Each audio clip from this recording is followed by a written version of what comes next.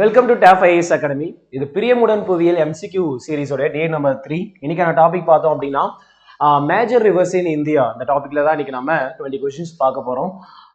Question number 1, Godavari is the longest river among the peninsular reverse in India. தீபகற்ப இந்தியாவில் பாயும் மிக நீளமான ஆறு கோதாவரி அப்படிங்கறத சொல்லியிருக்காங்க. அடுத்தது point number 2, river Godavari is called as விருதகங்கா.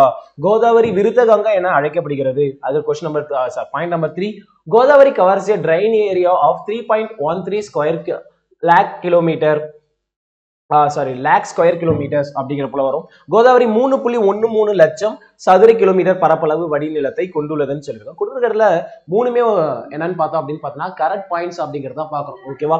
இதுல பாயிண்ட் நம்பர் 1 வந்து பார்த்தோம் அப்படின்னா கோதாவரி தான் longest river among peninsular reverse. தீபகற்ப இந்தியாவிலேயே கோதாவரி தான் லாங்கஸ்ட் ரிவர் அப்படிங்கிறத சொல்லுவாங்க. ஓகேவா? ஸோ அதாவது 1465 கிலோமீட்டர் நீளம் வந்து என்ன பண்றாங்கன்னா 1465 கிலோமீட்டர் நீளம் வந்து என்ன பண்றாங்கன்னா கோதாவரி பாயறதால தீபகற்ப இந்தியாவிலேயே வந்து லாங்கஸ்ட் ரிவர் கோதாவரின்னு சொல்லுவாங்க.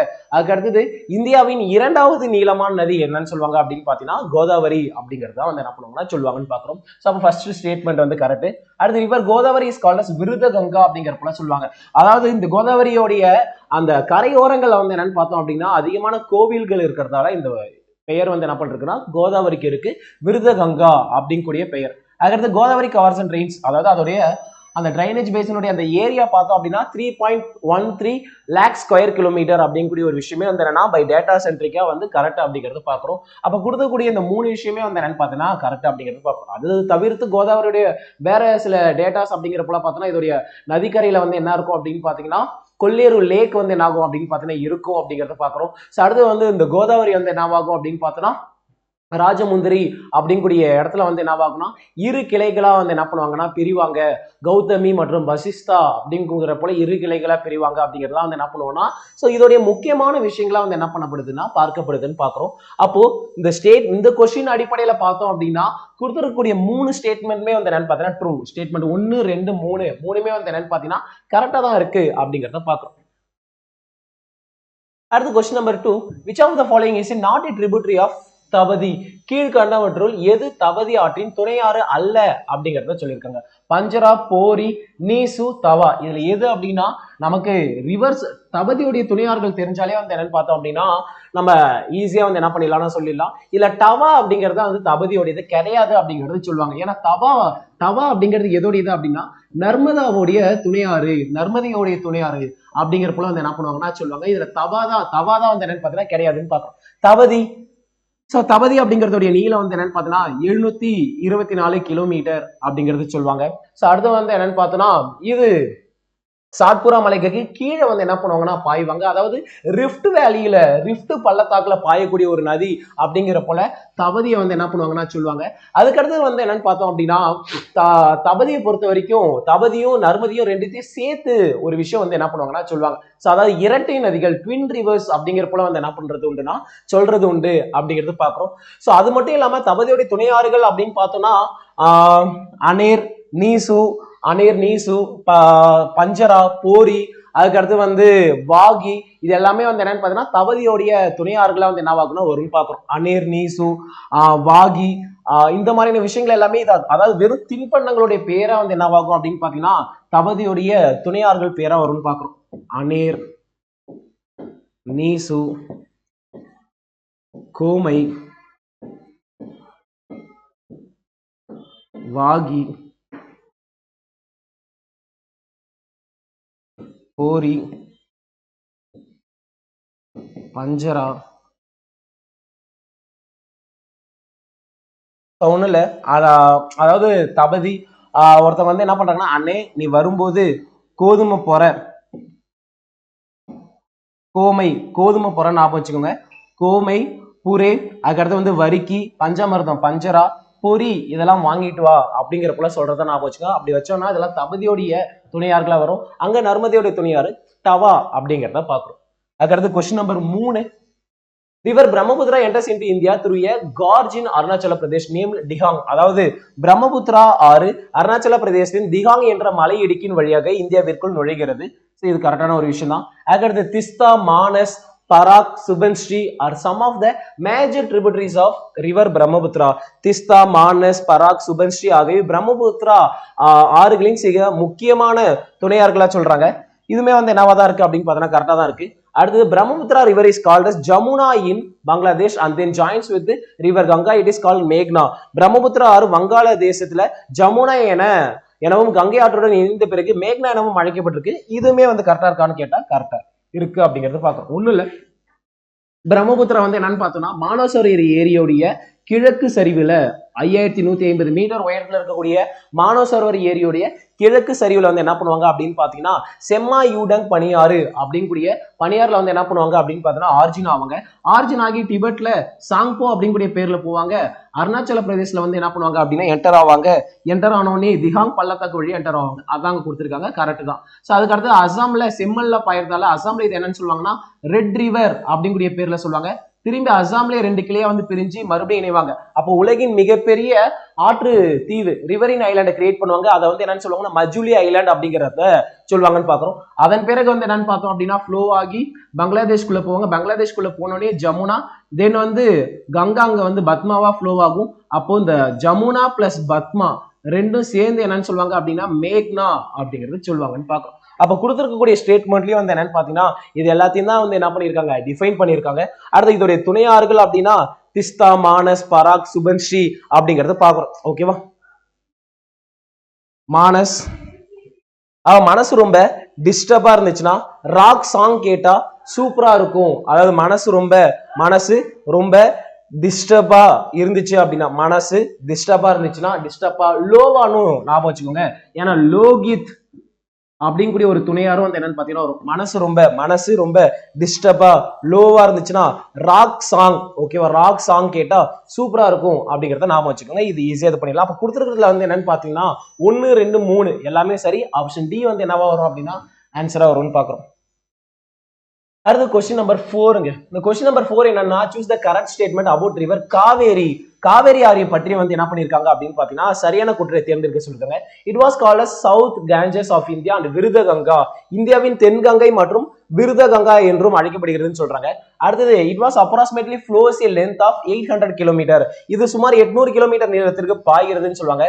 அடுத்தது it divide into Kollidam and Kaveri and drains into Poompuhar in bay of Bengal. Kollidam மற்றும் காவேரி என இரண்டாக பிரிந்து பூம்புகாரில் வங்கக்கடலில் கலக்கிறதுன்னு கொடுத்துருக்காங்க. இதுல எதுங்க கரெக்ட்? ஓகேவா? சோ நீங்க அப்படியே வந்து என்ன பண்ணலாம் அப்படின்னு பாத்தீங்கன்னா கமெண்ட்ல கூட வந்து நீங்க வந்து பதிவு பண்ணலாம். சரி, ஓகேங்க. லிசன், இதுல ஃபர்ஸ்ட் பாயிண்டே வந்து என்னன்னு பாத்தீங்கன்னா உங்களுக்கு தப்புன்னு தெரியும். ஏன்னா இப்பதான் கோதாவரியை நம்ம என்னன்னு பார்த்தோம் அப்படின்னா விருதகங்கான்னு பார்த்தோம். அப்போ இது வந்து காவேரி என்ன கிடையாது, விருதகங்கா கிடையாது. சவுத் கேஞ்சஸ் ஆஃப் இந்தியான்னு சொல்லிட்டு இருக்காங்க இல்லையா, அது கரெக்ட். ஆனா என்ன கிடையாது அப்படின்னு பார்த்தா விருதகங்கா கிடையாது. அப்ப காவேரிய விருதகங்கா வரமாட்டாங்க. அதாவது தென்னிந்தியாவுடைய கங்கான்னு சொல்லுவாங்க. அடுத்து தட்சிண கங்கா அப்படின்னாலும் வந்து யார் தான் அப்படின்னா காவேரி தான் அப்படிங்கிறது பாக்குறோம். அப்ப ஃபர்ஸ்ட் ஸ்டேட்மெண்ட் வந்து என்னவா இருக்கு, தவறா இருக்கு. மிச்சது எல்லாமே கரெக்ட். அதாவது இதோட நீளம் வந்து பார்த்தோம் அப்படின்னா 800 கிலோமீட்டர். இந்த நீளத்தை மட்டும் கொஞ்சம் பாத்துக்கோங்க. இப்ப அப்டேட்டட் சமச்சீர் கல்வி புக்ல வந்து என்னன்னு பார்த்தீங்கன்னா லாஸ்டா கொடுத்துக்கூடிய நீளம் 800 தான். இதுக்கு முன்னாடி வந்து 850ன்னு சொல்லிட்டு ஒரு வருஷத்துல, அதுக்கடுத்து 805 கிலோமீட்டர்னு சொல்லிட்டு ஒரு வருஷத்துல மாறி மாறி இருந்திருக்கும். கடைசியா வந்து அப்டேட்டட் புக்ல காவேரியோட நீளம் எவ்வளவு அப்படின்னு பார்த்தோம் அப்படின்னா 800 கிலோமீட்டர் அப்படிங்கிறது பாக்குறோம். அடுத்து இது வந்து கொள்ளிடம், அதுக்கடுத்து வந்து என்னன்னா காவேரி அப்படிங்கக்கூடிய பேர்ல தனித்தனியா பிரிக்கும். அதுக்கப்புறம் அந்த காவேரி இன்னும் பல பிரிவுகளை வந்து பிரிக்கும். அது தென்னிந்தியாவின் தோட்டம், கார்டன் ஆஃப் சவுத் இந்தியா அப்படிங்கிற போல சொல்லுவாங்க. சோ இதெல்லாம் கரெக்ட். 2, 3 கரெக்ட். இது மட்டும் தப்புங்க, 1 மட்டும் தப்பு அப்படிங்கறத வந்து பாக்குறோம். ஓகேவா? அப்ப கொடுத்துருக்கிறதுல எதுதான் கரெக்ட்? 2, 3 தான் வந்து என்னன்னு பார்த்தீங்கன்னா கரெக்ட் ஸ்டேட்மெண்ட். அப்ப ஆப்ஷன் சி அப்படிங்கறத பார்ப்போம். அடுத்தது arrange the chronological order of rivers based on the length of the river. அதாவது இந்தியாவில் பாயும் நீளத்தின் அடிப்படையில் ஆறுகளை வரிசைப்படுத்துக அப்படிங்கிற போல வந்து என்ன பண்ணிருக்காங்கன்னா கேட்டிருக்காங்க அப்படிங்கிறத பாக்குறோம். ஓகேங்க. River Ganges, river Godavari, river Indus, river Brahmaputra அப்படின்னு சொல்லிட்டு கொடுத்துருக்காங்க. ஸோ இதை வந்து என்ன பண்ணியிருக்காங்க அப்படின்னு பார்த்தீங்கன்னா குரோனாலஜிக்கல் வரிசையில் வந்து என்ன பண்ணியிருக்காங்கன்னா கேட்டிருக்காங்க அப்படிங்கிறது பார்க்குறோம். ஃபர்ஸ்ட் வந்து என்ன பண்ணுங்க அப்படின்னு பார்த்தீங்கன்னா எல்லாத்துலேயுமே ஆப்ஷன் 1 1 1 1ன்னு இருக்கு இல்லையா? இப்போ ஆப்ஷன் வச்சு சொல்லவே வந்து என்னன்னு பார்த்தீங்கன்னா எல்லாமே ஈஸியாக கங்கா அப்படிங்கிற போல தெரியும். ஏன்னா கங்கா வந்து இந்தியாவில் கங்காவுடைய அந்த நீளம் அப்படின்னு பார்த்தோம் அப்படின்னா 25 கிலோமீட்டர். கோதாவரியுடைய நீளம் நான் வந்து மேலே எழுதி போட்டேன். அது என்ன அப்படின்னா 14.65 அப்படிங்கறது ஞாபகம் வச்சுக்கோங்க. அதுக்கு அடுத்தது சிந்துவோடைய நீளம் இங்க பாருங்க, இந்தியாவுல மட்டும் அப்படிங்கிற போல கேட்டிருக்காங்க. இப்போ நாங்க சிந்துவோடைய நீளம் வந்து என்னன்னு பாத்தீங்கன்னா உங்களுக்கு அதிகமாவே 28.50 அப்படிங்கிற மாதிரியே உங்களுக்கு தெரிஞ்சாலும் இங்க வந்து என்னன்னு பாத்தீங்கன்னா சிந்துவோடைய நீளம் வந்து இந்தியாவுல மட்டும் எவ்வளவு பாயுதுன்னா 709 கிலோமீட்டர் அப்படிங்கிறத எழுதணும். அதே போல ரிவர் பிரம்மபுத்திரா இந்தியாவுல மட்டும் எவ்வளவு பாயுது அப்படின்னா 900 கிலோமீட்டர் அப்படிங்கிற போலதான் எழுதணும். அப்போ 1 2 4 3 அப்படிங்கிறது வருவாங்க. அப்ப ஆப்ஷன் சி தான் வந்து என்னன்னு பாத்தீங்கன்னா கரெக்ட் ஆன்சர் அப்படிங்கறத பாக்குறோம். அடுத்து கன்சிடர் தி ஃபாலோவிங் ஸ்டேட்மெண்ட். கீழ்காணும் கூற்றுகளை ஆராய்க. The river Narmada divides peninsular plateaus region of India broadly into two parts. It was originated into Amarkantak Plateau of Madhya Pradesh with an altitude of 1057 meter. It drains Bay of Bengal through the Gulf of Gambia. Narmada ஆறு தீபகற்ப பீடபூமி இரு பெரும் பகுதிகளாக பிரிக்கிறது. ஒரு statement. மத்திய பிரதேசத்தில் உள்ள அமர்கண்டக் பீடபூமியில் 1057 மீட்டர் உயரத்துல உற்பத்தி ஆகுதுன்னு சொல்றாங்க. அடுத்து இது காம்பே வளைகுடா வழியாக வங்காள விரிகுடால கலக்குது அப்படிங்கிற ஒரு விஷயத்தையும் வந்து என்ன பண்றாங்கன்னா சொல்றாங்க. இதுல எது கரெக்ட் எது தப்பு அப்படிங்கிறப்பல கேட்டிருக்காங்க. நர்மதா அது ஃபர்ஸ்ட் ஸ்டேட்மெண்ட் கரெக்டுங்க. அதாவது வந்து என்னன்னு பாத்தீங்கன்னா தீபகற்ப பீடபூமி வந்து என்ன பண்றாங்கன்னா இரு பெரும் பகுதிகளா பிரிக்கிறாங்க. அதுதான் பெனிசுலர் பிளாட்டியூ அப்படிங்கிறத பார்த்தோம்னா இங்க பாயக்கூடிய இந்த நர்மதா ரிவர் வந்து என்ன பண்ணுவாங்க அப்படின்னு பாத்தீங்கன்னா மேல இருக்கக்கூடிய நார்தன் பார்ட்டை சென்ட்ரல் ஹைலாண்ட்ஸ் மத்திய உயர்நிலங்கள் அப்படிங்கக்கூடிய பேர்லயும் கீழே இருக்கக்கூடிய பார்ட்டை டெக்கான் பிளாட்டியூ அப்படிங்கக்கூடிய பேர்லயும் வந்து என்ன பண்ணுவாங்கன்னா பிரிப்பாங்க அப்படிங்கறத பாக்குறோம். ஓகேவா? அடுத்து எங்க ஆரிஜின் ஆகுறாங்கன்னா அமர்கண்டக் பிளாட்டியூல ஆரிஜினேட் ஆகுறாங்க. இன்னொரு விஷயம், இந்த நர்மதா வந்து என்ன பண்ணுவாங்கன்னா 2 மலைகளுக்கு இடையில போவாங்க அப்படிங்கறத பார்க்கும். அதாவது விந்திய மலைக்கும் சாட்புரா மலைக்கும் இடையில பாயக்கூடிய ஒரு ஆறு எது அப்படின்னு கேட்டாலும் நர்மதா தான் அப்படிங்கறத பார்க்கும். அப்ப பாருங்க இந்த நர்மதா ரெண்டா பிரிக்கிறாங்க. அதாவது சென்ட்ரல் ஹைலாண்ட்ஸ்லயும் அதாவது டெக்கான் பிளாட்டியூஸையும் வந்து என்ன பண்றாங்கன்னா ரெண்டா செப்பரேட் பண்றாங்க அப்படிங்கறது பார்க்கும். அதே போல வந்து என்னன்னா 27 kilometre long, okay 27 kilometre long கழிமுகத்தையும் வந்து என்ன பண்ணுவாங்க அப்படின்னு பார்த்தா உருவாக்குவாங்க. 27 கிலோமீட்டர் லாங் எஸ்டுவாரிஸையும் வந்து என்ன பண்ணுவாங்கன்னா நர்மதா கிரியேட் பண்ணுவாங்கன்னு கேட்டா ஆமா. ஏன்னா பொதுவாக வெஸ்ட் ஃப்ளோயிங் ரிவர்ஸ் எல்லாமே வந்து என்னன்னு பார்த்தோம்னா எங்க தான் ட்ரைன் ஆகும்னா அரேபியன் சீல தான் ட்ரைன் ஆகும். அப்போ நமக்கு ஏற்கனவே தெரியும் இந்தியா அப்படிங்கிறது ஈஸ்ட் கிழக்கு பக்கம் சாய்வாவும் மேற்கு பக்கம் மேடாவும். அப்ப இங்க ஒரு ஆறு பாயுது அப்படின்னா அது வந்து டெல்டா ஃபார்ம் பண்ணாது, கழிமுகம் அதாவது டீப்பான எஸ்டுவாரிஸ் தான் வந்து என்ன பண்ணுவாங்கன்னா கிரியேட் பண்ணுவாங்க அப்படிங்கிறது பார்க்கும். அப்போ இது எவ்வளவு கிலோமீட்டர் லாங் கழிமுகம் எஸ்டுவாரிஸ் கிரியேட் பண்றாங்கன்னா 27 கிலோமீட்டர். அதாவது கழிமுகம்னா ஒண்ணும் இல்லைங்க, கடலும் கலக்கக்கூடிய இடத்துல மிகப்பெரிய பள்ளங்களை வந்து என்ன பண்ணுவாங்கன்னா உருவாக்கி வச்சிருப்பாங்கன்னு பாக்குறோம். அந்த பள்ளங்கள் போலவே எவ்வளவு கிலோமீட்டருக்கு இருக்குன்னா 27 கிலோமீட்டருக்கு இருக்கு அப்படிங்கிற ஒரு விஷயம் வந்து என்ன பண்ணப்படுதுன்னா சொல்லப்படுதுன்னு பாக்குறோம். அதாவது நம்ம மோடுல மேற்கு பக்கம் வந்து மேடாவும் கிழக்கு பக்கம் வந்து தாழ்வாவும் இருக்கு அப்படிங்கறத பாக்குறோம். நம்ம வீட்டு மொட்டை மாடியில ஒரு பைப்ல சைட்ல தண்ணி போகுது அப்படின்னா கீழே வந்து என்ன பண்ணி வைக்கும், பள்ளம் பறிச்சு வைக்குமா? அதே போலதான் இங்க மேற்கு பக்கம் மேடா இருக்கு, இங்க இருந்து தண்ணி விழுகும்போது வந்து என்ன ஆகுதுன்னா அங்க பள்ளங்களை பறிச்சு வைக்குது அப்படிங்கிற ஒரு விஷயத்த சொல்றாங்க. அடுத்தது இங்க கொடுத்துருக்கூடிய ஸ்டேட்மெண்ட்ல வந்து என்னன்னு பார்த்தோம்னா 1 கரெக்ட். அடுத்தது அமர்கண்டக் பிளாட்டியூல உருவாகி விந்திய மலை மற்றும் சாட்புரா மலைகளுக்கு இடையில பாயுது. இதுமே வந்து என்னன்னு பார்த்தோம் அப்படின்னா கரெக்ட் அப்படிங்கறத பாக்குறோம். அதுக்கு அடுத்து வந்து என்னன்னு பாத்தீங்கன்னா ட்ரைன்ஸ் பே ஆஃப் பெங்கால் கொடுத்துருக்காங்க பாருங்க. இதுதான் தப்பு. ஏன்னா அப்ப நமக்கு தெரியும் இது எங்க ட்ரைன் ஆகுது அப்படின்னா அரேபியன் சீல ட்ரைன் ஆகுது. ஓகேவா? சோ எங்க போய் கடல்ல கலக்குது அப்படின்னு பாத்தீங்கன்னா அரபிக் கடல்ல கலக்குது அப்படிங்கிறத பாக்கும். ஓகேவா? அடுத்து கல்ஃப் ஆஃப் காம்பே வழியா தான் கடல்ல கலக்குது. இதுவுமே வந்து என்னன்னு பாத்தீங்கன்னா கரெக்டான ஒரு விஷயம் தான். அப்ப கொடுத்துறதுல 3வது மட்டும் தப்பு அப்படிங்கிறத பாக்கும். அப்ப 1 2 என்னதுங்க சரி. Option A 1 and 2 are true அப்படிங்கிறத பாக்கும். அடுத்த question number 7. When was the National Institute of Oceanography NIO established? தேசிய கடல்சார் நிறுவனம் NIO எப்போது நிறுவப்பட்டது அப்படின்னா 1966 நிறுவப்பட்டதுங்க. இதோட தலைமையகம் எங்க இருக்கு அப்படின்னா கோவால இருக்கு அப்படிங்கறத பாக்குறோம். தலைமையகம் கோவால இருந்தாலும் அதோடைய அந்த துணை தலைமையகம் அப்படிங்கிறது எங்கெங்க இருக்கு அப்படின்னா மும்பை, அதுக்கு அடுத்தது கொச்சி, அதுக்கு அடுத்து விசாகப்பட்டினத்துல வந்து இதோடைய துணை தலைமையகங்கள் வந்து என்ன இருக்குன்னா இருக்கு. இவங்களுடைய மெயினான பர்பஸ் வந்து என்னன்னு பாத்தீங்கன்னா கடல் அலையோடைய வேகம் ஒவ்வொரு இடத்துலயும் எப்படி இருக்கு, அடுத்து கடல் சார்ந்த ஏதாச்சும் சீற்றங்கள் உருவாகுது அந்த மாதிரி விஷயத்த வந்து அந்த மாதிரி விஷயங்கள்ட்ட வந்து என்ன பண்றதுன்னா ரிசர்ச் பண்றது.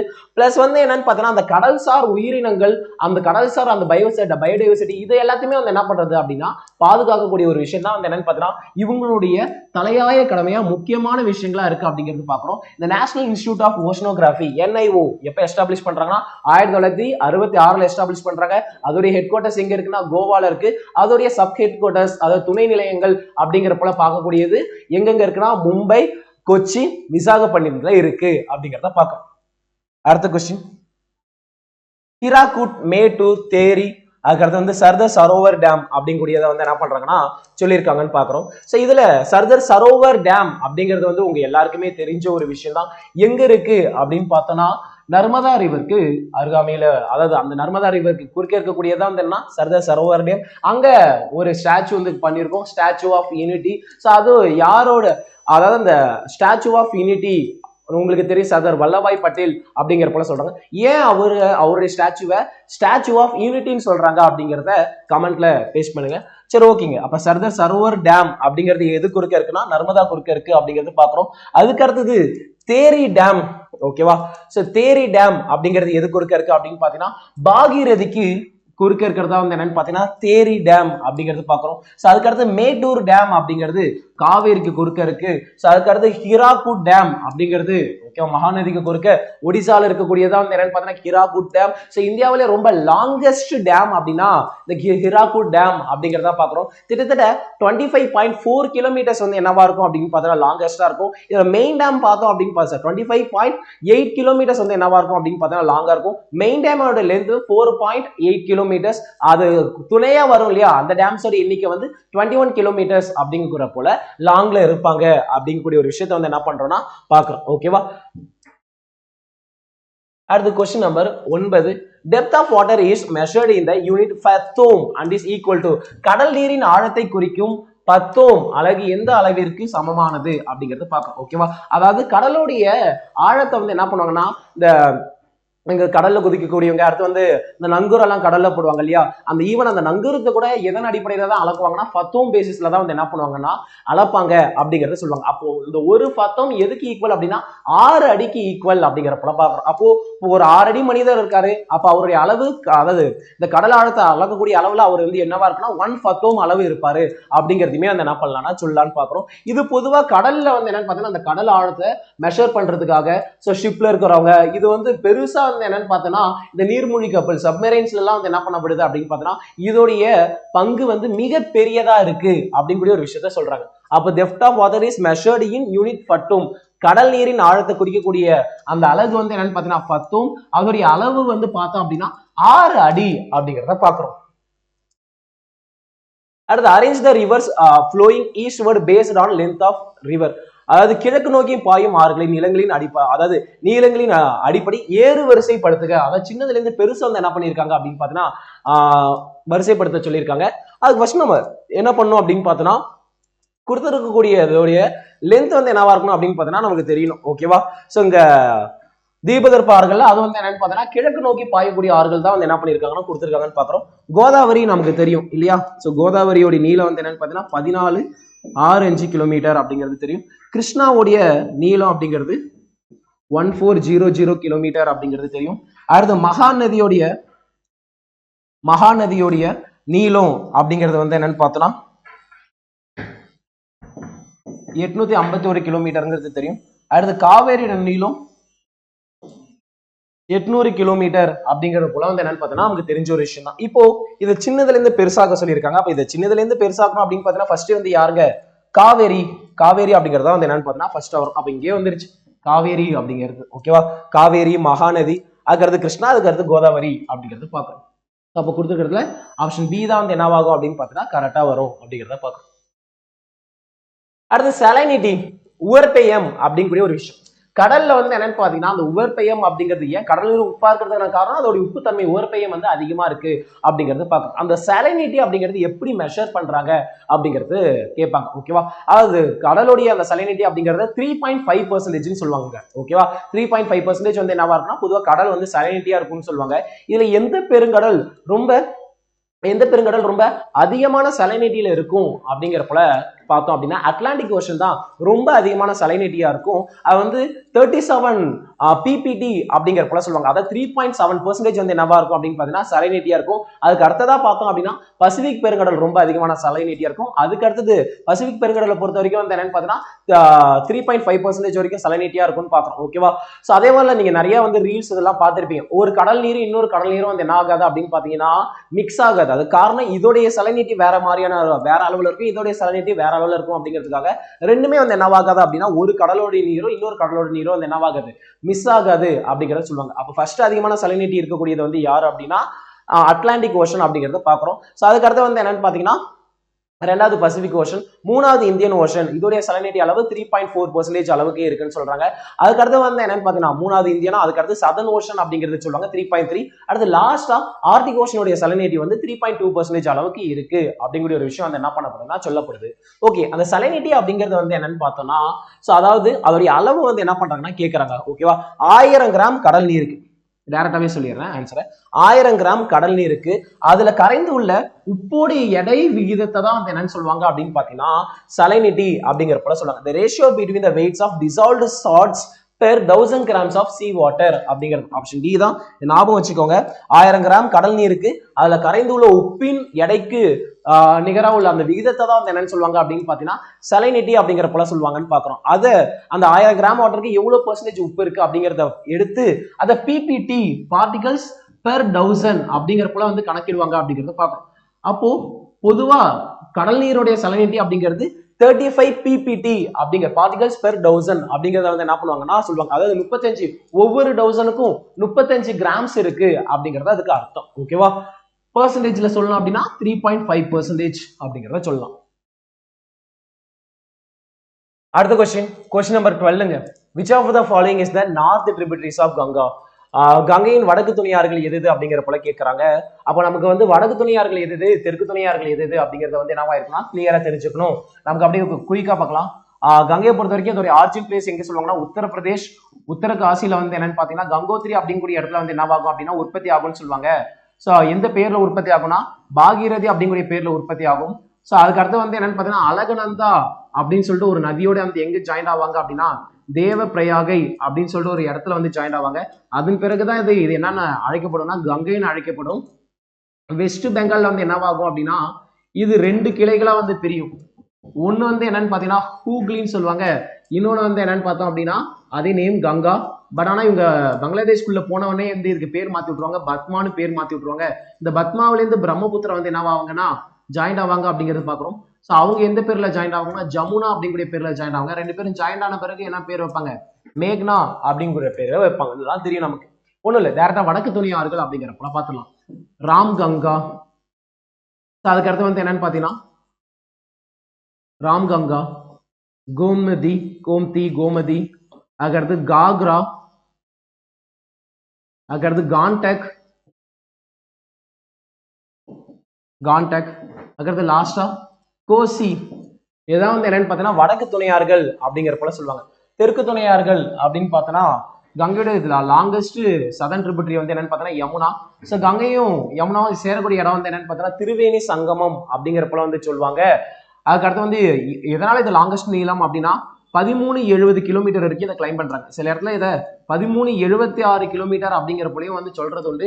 ஆனா வந்து ட்ரஸ்டபிள் வந்து என்னன்னு பார்த்தோன்னா 1370 கிலோமீட்டர் அப்படிங்கிற போல சொல்றாங்க. ஒரு இந்தியாவில் ஒரு லாங்கஸ்ட் ட்ரிபியூட்டரி எது அப்படின்னு பார்த்தோன்னா இந்த யமுனா தான். சரி, ஓகே கைஸ், அடுத்தது பாக்குறோம். இந்த மற்ற தெற்கு துணை நதிகள்லாம் என்னன்னா தாமோதர், இங்க சோன் வரும். அதுக்கடுத்து வந்து என்னன்னு பாத்தீங்கன்னா பெட்வா, கென்னுன்னு சொல்லுவாங்க. லாஸ்டா சம்பல் அப்படிங்கிறப்பல வந்து என்ன பண்ணுவாங்கன்னா சொல்லுவாங்கன்னு பாக்குறோம். ஓகேவா? இது சும்மா நாம ராமுக்கும் அதுக்கடுத்து வந்து என்னன்னு பாத்தீங்கன்னா கோமதிக்கும் சண்டை, கோச்சிக்கிட்டு காகரா போயிட்டாங்க, கான்டாக்டே இல்லாம போயிடுச்சு அப்படிங்கிறத ஞாபகம் வச்சு. அதே போல தாமோதர பையன் வந்து என்னன்னு பாத்தீங்கன்னா இங்க யமுனாவுக்கு ப்ரொபோஸ் பண்ணா, யமுனா ஒத்துக்கல, சோகத்துல வந்து பெட்ரோலு கேனு சாம்பல் அப்படிங்கிற போல ஆயிட்டான். எஜுகேஷன் பர்பஸ்க்காக தான் ஞாபகம் வச்சுக்கணும் அப்படிங்கிறதுக்காக தான் இட் நாட் வைலன்ஸ். ஓகேவா? ஸோ சும்மா ஞாபகம் வச்சுக்கோங்க. நம்ம ஏதாச்சும் உனக்கு சொல்லி ஞாபகம் வச்சுப்போம் இல்லையா, அந்த மாதிரி ஞாபகம் வச்சுக்கோங்க. ஓகேவா? ஸோ அந்த மாதிரி வந்து என்னன்னு பார்த்தீங்கன்னா ஞாபகம் வச்சுக்கோங்க. ஸோ தாமோதர் பையன் யமுனாக்கு வந்து என்ன பண்ணானா ப்ரொபோஸ் பண்ணலாம், யமுனா ஒத்துக்கல, பெட்ரோலு அது வந்து பெட்ரோலு கேனு சாம்பல் அப்படிங்கிற போல வந்து என்னன்னு பார்த்தீங்கன்னா நம்ம ஷார்ட்கட் நிமோனிக்ஸ் நிறைய யூஸ் பண்ணுவோம் இல்லையா, அந்த மாதிரி ஞாபகம் வச்சுக்கோங்க. இல்லை ஓகேவா, இல்லை இது நல்லா இல்லை அப்படின்னா வேற ஏதாவது நிமோனிக்ஸ் கூட வந்து என்ன பண்ணீங்கன்னா ஞாபகம் வச்சுக்கோங்க. நான் சும்மா வந்து என்னன்னு பார்த்தீங்கன்னா இந்த நிமோனிக்ஸ் வச்சுன்னா டக்குன்னு ஒரு ஸ்ட்ரைக் ஆகும், எக்ஸாம் பாயிண்ட் ஆஃப் வியூல ரொம்ப ஹெல்ப்ஃபுல்லா இருக்கும் அப்படிங்கிறதுக்காக தான் சொல்றேன். ஜஸ்ட் வந்து நம்ம படிக்கணும் தெரிஞ்சுக்கணும் அப்படிங்கிறதுக்காக தான் சொல்லப்படுது, இது தவறான நோக்கத்துல இல்லை. சரி ஓகே கைஸ், அப்போ நமக்கு எது வடக்கு துணையார்கள் எதுக்கு தெற்கு துணையார்கள் அப்படிங்கிற ஒரு விஷயம் என்னன்னு பாத்தீங்கன்னா தெரிஞ்சிருச்சு அப்படிங்கிறத பாக்குறோம். ஸோ அப்போ வடக்கு துணையார்கள் நமக்கு ராம்கங்கா, கோமதி, அதுக்கடுத்து காக்ரா, காண்டக், கோசின்னு தெரிஞ்சிருச்சு. அப்ப பாக்குறோம் கோமதி இருக்கு, காக்ரா இருக்கு, காண்டக் இருக்கு, ஆனா சோன் நம்ம தெற்க பார்த்தோம், சாம்பல் தெற்க பார்த்தோம், அப்ப இது வராது. அடுத்து வந்து கோமதி இருக்கு, யமுனா இருக்கு, ஓகேவா, கோமதி ஓகே, யமுனா வந்து என்னன்னு பாத்தீங்கன்னா கீழே சவுத்துல வரும் வராது, இங்க யமுனா கீழே சவுத்துல வரும் வராது, இங்க சன்னும் இருக்கு சவுத்துல இருக்கு வராது, சம்பளம் வராது, ஓகேவா. அப்போ இங்க பாருங்க கோமதி, காக்ரா, காண்டக், கோசி, இதுதான் வந்து என்னன்னு பார்த்தா முழுக்க முழுக்க நார்த்தன் ட்ரிபியூட்டரிஸ், அதானே இவங்க கேட்டிருக்காங்க. அப்ப ஆப்ஷன் பி தான் வந்து என்னன்னு பாத்தீங்கன்னா ஆப்ஷன் பி தான் என்னன்னு பார்த்தோம்னா கரெக்டான ஆன்சர் அப்படிங்கிறத பாக்குறோம். அடுத்து question number 13, choose the incorrect statement Brahmaputra. தவறானதை தேர்ந்தெடுக்க சொல்றாங்க. டிபெட்ல உள்ள மானசரோவர் ஏரிக்கு கிழக்கே கைலாஷ் மலைத்தொடரில் உற்பத்தி ஆகுது. நாங்க மறந்துட்டேன் இல்லையா, கைலாஷ் மலைத்தொடர், மானசரோவர் ஏரி, செமாயுடங் பள்ளத்தாக்குல உற்பத்தி ஆகுறாங்க, நம்ம அங்கேயே பார்த்தோம் இல்லையா. அப்ப வந்து என்னன்னு பாத்தீங்கன்னா இது கரெக்ட் தான், இது இன்கரெக்ட் இல்ல. அடுத்து இட் ஆரிஜினேட்ஸ் அட் செமாயுடங் கிளேசியர், இதுவும் கரெக்ட் தான். அடுத்து this river is known as Tsangpo purify in Tibet. ஆமா, டிபெட்ல அது என்னன்னு சொல்லுவாங்க அப்படின்னா யர்லுங் சாங்போ அப்படிங்கிற போல சொல்லுவாங்க. ஒண்ணு இல்ல, யர்லுங் அப்படின்னா அங்க நதி அப்படிங்கிறது அர்த்தம், அங்க என்னன்னு சொல்லுவாங்கன்னா யர்லுங் சாங்போ அப்படிங்கிற போல சொல்லுவாங்க, கரெக்ட் தான். அடுத்து length of the river is about 2750 kilometre and 809 kilometre flow in India. இங்க பாருங்களேன், இந்தியாவில் பயிரத்தை வந்து என்னன்னு பார்த்தோம் அப்படின்னா 809 கொடுத்துருக்காங்க. ஆக்சுவலா சிந்துல இருந்து வந்து என்ன பண்ணிருப்பாங்க அப்படின்னு பார்த்தோம் அப்படின்னா பாதியை வந்து தூக்கிட்டு வந்திருப்பாங்கன்னு நினைக்கிறேன். சரி ஓகே கைஸ், லிசன், இந்தியாவில் எவ்வளவு பாயுது அப்படின்னா 900 கிலோமீட்டர் பாயுது. ஓவராலா இதோட லென்த் பார்த்தோம் அப்படின்னா 2900 கிலோமீட்டர் அப்படிங்கிறப்பல வந்து என்ன பண்ணுவாங்கன்னா சொல்லுவாங்க. அப்ப லாஸ்ட் டிஏ தான் வந்து என்னன்னு பாத்தீங்கன்னா தவறா கொடுத்துருக்காங்க, ஓகேவா. சோ அந்த நீளத்துல வந்து என்ன பண்ணிருக்காங்க அப்படின்னு பாத்தீங்கன்னா தவறா கொடுத்துருக்காங்கன்னு பாக்குறோம். அது question number 14, the dash river that does not originate in India. இதுல எந்த ஆறுகள் இந்தியாவில் உருவானது இல்ல அப்படிங்கிற போல கேட்கறாங்க, ஓகேவா.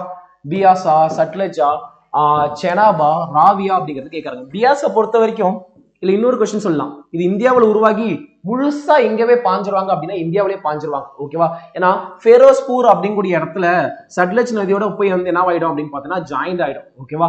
அப்ப வந்து என்னன்னு பார்த்தோம் அப்படின்னா இது இந்தியாவில தான் உருவாகி மேலும் இந்தியாவிலேயே வந்து யார் கூட ஜாயின் ஆயிடுவாங்க அப்படின்னா சட்லஜ் நதியோட ஜாயின் ஆயிடும்னு பாக்குறோம். அதே போல இந்த செனாப், ராவி அப்படிங்கிறப்பல பார்த்தோம்னா இந்த ராவி நதிலாம் வந்து என்னன்னு பாத்தீங்கன்னா, ஓகேவா. சோ இந்த ராவி நதிலாம் வந்து என்னன்னு பாத்தீங்கன்னா ஹிமாச்சல் பிரதேஷ்ல ரோக்டோங் பாஸ் அப்படிங்கக்கூடிய இடத்துல வந்து என்ன பண்ணிருப்பாங்க அப்படின்னா ஆரிஜினேட் ஆவாங்க. ஹிமாச்சல் பிரதேஷ்ல தான் அது ஆரிஜினேட் ஆகும். அதே போல செனாக் அப்படிங்கிறது பலச்சலா பாஸ் அப்படிங்கக்கூடிய இடத்துல ஹிமாச்சல பிரதேஷ்ல தான் வந்து என்ன பண்ணுவாங்கன்னா ஆரிஜினேட் ஆவாங்க. அப்ப இதுல யார் தான் வந்து என்னன்னு பாத்தீங்கன்னா தவறு அப்படின்னு பார்த்தோம்னா சட்லஜ் தாங்க, ஓகேவா. சட்லஜ் வந்து என்ன பண்ண மாட்டாங்க அப்படின்னு பாத்தீங்கன்னா இங்க இந்தியாவில் ஆரிஜினேட் ஆக மாட்டாங்க அப்படிங்கிறத பாக்குறோம். அப்படி நமக்கு அறியாம அந்த டிபெட் ஓரியன்டா வந்து என்ன பண்ணுவாங்கன்னா ஆரிஜினேட் ஆவாங்க அப்படிங்கிறத பாக்குறோம். அப்ப கொடுத்துறதுல எது இந்தியாவில் ஆரிஜினேட் ஆகாதுன்னா சட்லஜ் தான் இந்தியாவில் ஆரிஜினேட் ஆகாது அப்படிங்கிறத பாக்குறோம். அகர் match the following river bank towns, river banks அதாவது நதி கடற்கரைக்கு அருகாமையில் இருக்கக்கூடிய அந்த டவுன்ஸ் வந்து மேட்ச் பண்ண சொல்லிருக்காங்க, ஓகேவா. இது ஒன்றும் இல்லை, ரொம்பவே ஈஸியா கொடுத்துருப்பாங்க பாருங்க. இந்த மாதிரினா ரொம்ப காம்ப்ளிகேட் பண்ணாம பொதுவா அந்த ஆறு நமக்கு அந்த ஸ்டேட்ஸ் அதை சிட்டிஸே தெரியல அப்படின்னாலும் வந்து என்னன்னு பாத்தீங்கன்னா எந்தெந்த அந்த ஆறு பாயக்கூடிய மாநிலங்கள் தெரிஞ்சாலே வந்து என்னன்னு பாத்தீங்கன்னா ஓரளவுக்கு போகும். ஃபார் எக்ஸாம்பிள் கிருஷ்ணா ஆந்திராவில் இருக்கும்பா, இங்க ஆந்திரா ரிலேட்டடா ஏதாச்சும் இருக்கா, ஓகே, இங்க விஜயநகர் இருக்கு அப்படிங்கிறத பாக்குறோம். ஸோ அதே போல வந்து என்னன்னு பார்த்தோம்னா தாமோதர், ஸோ தாமோதரை பொறுத்த வரைக்கும் வந்து என்னன்னு பார்த்தீங்கன்னா உங்களுக்கு பெங்கால், வெஸ்ட் பெங்கால் வந்து என்ன ஆகுதுன்னா ஃப்ளோ ஆகுது அப்படிங்கிற போல வந்து என்னன்னு பார்த்தீங்கன்னா தெரியும். அப்போ வெஸ்ட் பெங்கால் ரிலேட்டடா ஏதாவது இருக்கா, தாமோதர் ஒண்ணு அப்படிங்கிறது பார்க்கணும். அடுத்தது கங்கை, கங்கையை பொறுத்த வரைக்கும் வந்து என்னன்னு பார்த்தோம்னா ஸ்ரீநகர்லாம் இல்லை, கிடையாது. அதுக்கடுத்து அகமதாபாத்தும் கிடையாது. அப்போ வாரணாசி வருது, ஓகே. அப்போ வாரணாசி அப்படிங்கிறத பாக்குறோம், ஓகே. யூபி வாரணாசி அப்படிங்கிறத பாக்குறோம், அது மேட்ச் ஆயிடுச்சு. அடுத்து வந்து என்னன்னு பாத்தீங்கன்னா இங்க சபர்மதி அப்படிங்கிற போல இருக்கு, ஓகேவா. இது வந்து என்னன்னு பாத்தீங்கன்னா வெஸ்ட் ஃப்ளோயிங் ரிவரா படிச்சிருக்கோமே. அப்ப வெஸ்ட் ஃப்ளோயிங் ரிவர்ஸ் அப்படின்னா அந்த குஜராத், ராஜஸ்தான் இந்த மாதிரி சைட்ல தானே வரும். அப்ப அது ரிலேட்டடா வந்து என்ன பண்ணிடும்னா அகமதாபாத் மேட்ச் பண்ணிடும். அடுத்து ஜீலம், நம்ம சிந்துவோடைய துணை நதியா வந்து என்ன பண்ணிருப்போம் நம்ம படிச்சிருப்போம். அடுத்தது இந்தியாவின் மிகப்பெரிய நன்னீர் ஏரி அப்படின்னு சொல்லக்கூடிய உள்ளாரி ஏரி எங்க இருக்கு அப்படின்னு பார்த்தோம்னா இந்த ஜீலம் நதிக்கரையில தான் இருக்கு அப்படிங்கிறதெல்லாம் படிச்சிருப்போம். ஓகே, இந்தியாவுடைய மிகப்பெரிய நன்னீர் ஏரியா வந்து என்னன்னு பார்த்தீங்கன்னா அவர் புக்ல வந்து ஜீலம் அப்படிங்கிறப்பல வந்து கொடுத்திருப்பாங்க. அதே போல மேகாலயில இருக்கக்கூடியதும் மிகப்பெரிய நன்னீர் ஏரி லோக்டாங் லேக் அப்படிங்கிறப்பல சொல்லுவாங்க. அதுவுமே மிகப்பெரிய நன்னீர் ஏரி தான், ஞாபகம் வச்சுக்கோங்க. ஓகேவா? சோ ஓகேங்க, இந்த ஜீலம் எங்க இருக்கு அப்படின்னு பார்த்தோம்னா ஸ்ரீநகர்ல இருக்கு அப்படிங்கிறப்பல மேட்ச் பண்றோம். ஓகேவா? அப்போ 1 3 5 தவறா சொல்றேனா 1 4 1 1 4 அதுக்கு அடுத்து 5 அதுக்கு அடுத்து 2 அதுக்கு அடுத்து வந்து என்னன்னு பார்த்தோம்னா 3. ஆப்ஷன் சி தான் வந்து என்னன்னு பார்த்தோம்னா கரெக்டான ஆன்சர் அப்படிங்கிறது பார்த்தோம். அடுத்தது கொஸ்டின் நம்பர் 16. டோவாப் மீன்ஸ், அதாவது டோவாப் எனப்படுவது எது அப்படிங்கிறப்பல வந்து என்ன பண்ணிருக்காங்கன்னா கேட்டிருக்காங்க. ஓகேவா? the region between two cities, ரெண்டு சிட்டிஸ்க்கு நடுவுல இருக்கிறது டோவாப்பா. the region between two rivers, the region between இரு two mountains, அதுக்கு அடுத்து none of these அப்படிங்கிறப்பல கேட்டிருக்காங்க. டோவாப் அப்படின்னா வந்து என்னன்னு பார்த்தோம்னா ரெண்டு ஆறுகளுக்கு இடைப்பட்ட பகுதி தான் டோவாப்.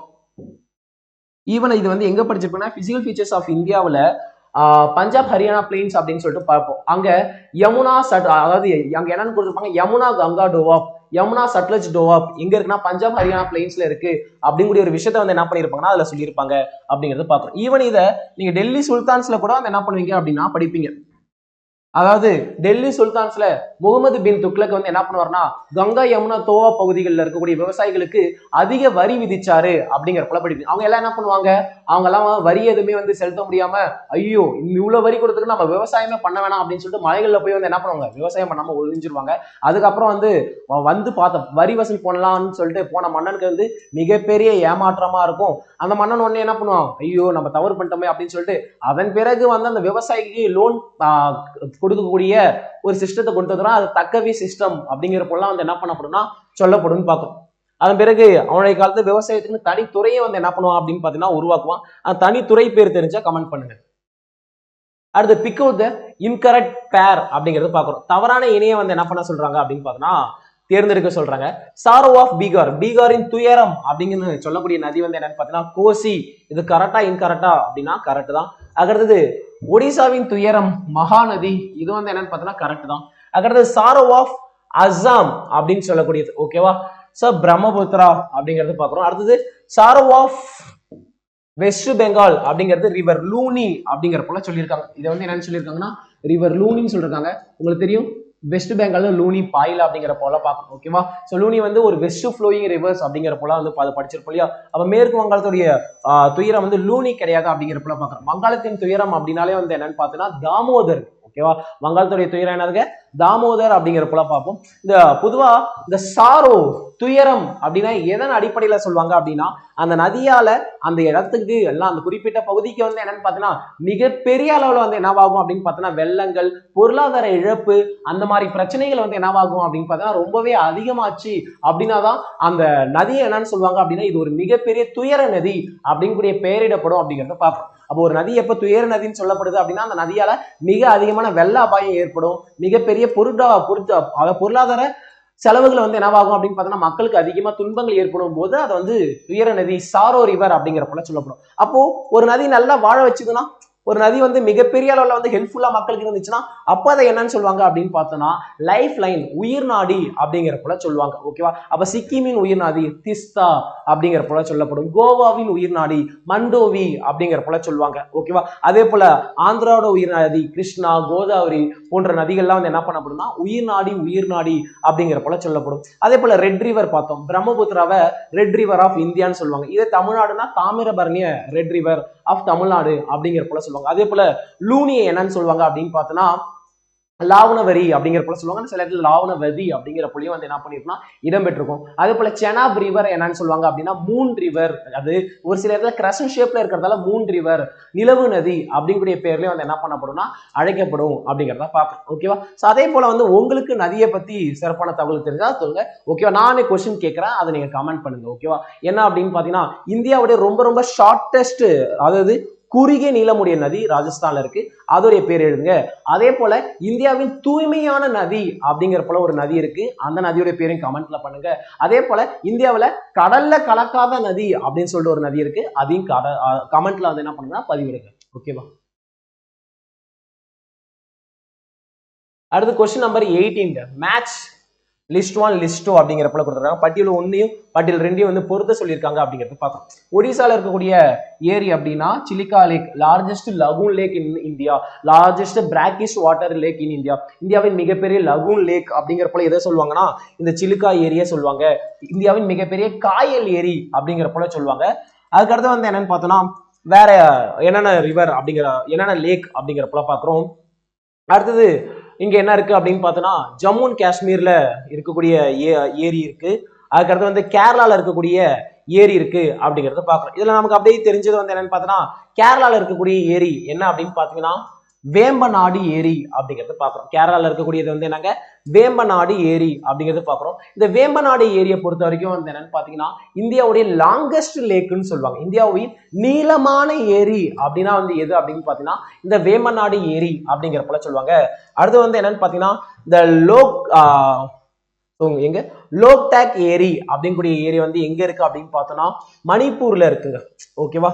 ஸோ நம்ம இதை வந்து என்னன்னு பார்த்துருப்போம் அப்படின்னு பார்த்தோம்னா உங்களுக்கு நான் இதை தவறா சொல்லிட்டேன், மேகாலயா அப்படிங்கிற போல இதுக்கு முன்னாடி சொன்னதை சொல்லிட்டேன். லோக்டாக் ஏரி அப்படிங்கிறது இது வந்து என்னன்னு பார்த்தீங்கன்னா இந்தியாவுடைய மிக தூய்மையான இந்தியாவுடைய நன்னீர்ல மிகப்பெரிய ஒரு நன்னீர் ஏரி அப்படிங்கிற போல இந்த லோக்டாக் ஏரியாவும் சொல்லுவாங்க. உலார் ஏரி அப்படிங்கிறது வந்து என்னன்னு பார்த்தீங்கன்னா ரொம்ப ஆத்தரைஸ்டா நிறைய இடத்துல இந்தியாவின் மிகப்பெரிய நன்னீர் ஏரி உலார் ஏரி அப்படிங்கிற போலையும் சொல்றது உண்டு. ஓகேவா? இது வந்து என்னன்னு பாத்தீங்கன்னா இந்த லோக்டாக் ஏரி எங்க இருக்கு அப்படின்னா மணிப்பூர்ல இருக்கு அப்படிங்கிறப்பல பாக்குறோம். ஸோ அதுக்கடுத்து வந்து என்னன்னு பாத்தீங்கன்னா ஜம்மு அண்ட் காஷ்மீர்ல பன்குங் ஏரி அப்படிங்கிறப்பல பாக்குறோம். இது ரொம்ப முக்கியம். அதாவது இதுவும் சால்ட் வாட்டர் லேக் தான். ஆனா இந்தியாவுடைய உயரமான பகுதியில் இருக்கக்கூடிய சால்ட் வாட்டர் லேக் எது அப்படின்னு பாத்தீங்கன்னா இந்த பங்கோங் ஏரி அப்படிங்கிற போல சொல்லுவாங்க. பங்கோங் ஏரி இந்தியாவின் உயரமான பகுதியில் இருக்கக்கூடிய salt water lake. During winter என்னவாகிடும் அப்படின்னா அது ஃபுல்லா ஹாரிசான்டல் ஸ்டேட்டுக்கு மாறிடும், உறைஞ்சிடும் அப்படிங்கிற போல சொல்லுவாங்க.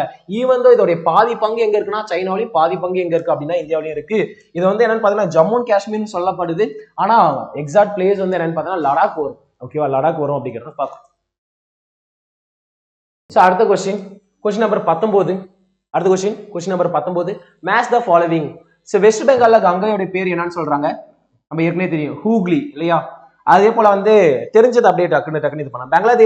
பங்களாதேஷ்ல நமக்கு தெரியும் பத்மா அப்படிங்கிறது தெரியும். அதுக்கு அடுத்தது உத்தரப்பிரதேஷ் இருக்கு. அதுக்கு அடுத்து வந்து என்னன்னு பார்த்தோம்னா கங்கோத்ரி இருக்கு. கங்கோத்ரியில ஆர்ஜின் ஆகும்போது என்ன பேர் பார்த்தோங்க?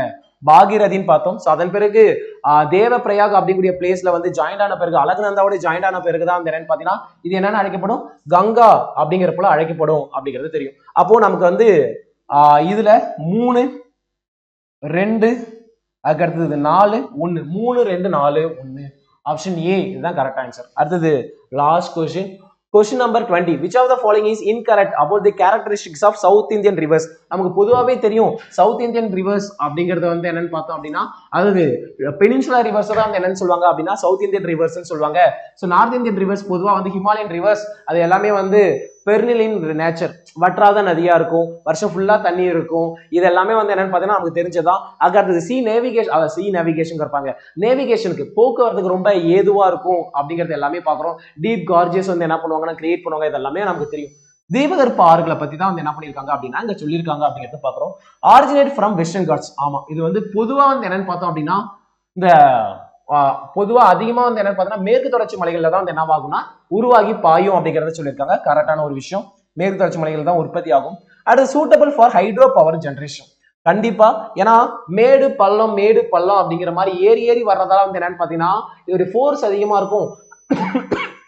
ஹைட்ரோ பவர் ஜெனரேஷனுக்கு வந்து என்னவா இருக்கும் அப்படின்னு பார்த்தீங்கன்னா ரொம்பவே ஹெல்ப்ஃபுல்லா இருக்கும் அப்படிங்கிறத பாக்குறோம். அதுக்கடுத்து பெர்னிலின் நேச்சர்னு சொல்றாங்க. கிடையாது, மழை பெஞ்சா மட்டும்தான் வந்து என்னன்னு பார்த்தோன்னா இதுல தண்ணி அப்படிங்கிறது வந்து என்னன்னு பார்த்தீங்கன்னா ரொம்பவே வந்து மழை பெஞ்சா மட்டும்தான் தண்ணி. அப்ப இதுதான் தப்பு. அப்ப கொடுத்துருக்க ஸ்டேட்மெண்ட்ல இதுதான் தப்புன்னு பாக்குறோம். Not useful for navigation. ஏன்னா ஆத்துல தண்ணி வந்தா தானே போவீங்க, தண்ணியை வந்து என்னன்னு பார்த்தீங்கன்னா வராது. ஆனாலுமே வந்து என்னன்னா கேரளால அந்த கோட்டையம் பகுதியெல்லாம் வந்து என்ன பண்ணுவாங்க அப்படின்னா ஒரு சில இதுல வந்து நேஷனல் வாட்டர்வேஸ் 3 இருக்கு. அது எங்கேருந்து எங்க வரைக்கும் இருக்கு, அதுல ஏதாச்சும் வந்து போட் ரேஸ்லாம் நடக்குமா அப்படிங்கிறதையும் கமெண்ட் பண்ணுங்க.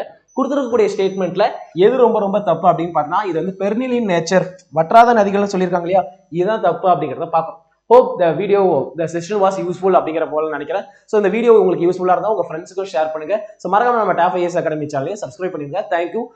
நாளைக்கு இன்னொரு செஷன்ல அடுத்த டாபிக்ல வந்து என்ன பண்றேன்னா உங்களை வந்து நான் வந்து மீட் பண்றேன். அடுத்த டாபிக் இந்த மான்சூன் கிளைமேட் வெதர் ரிலேட்டடா பார்த்துவீங்க. நம்ம கொஸ்டின்ஸ் வந்து டிஸ்கஸ் பண்ணலாம். Thank you all.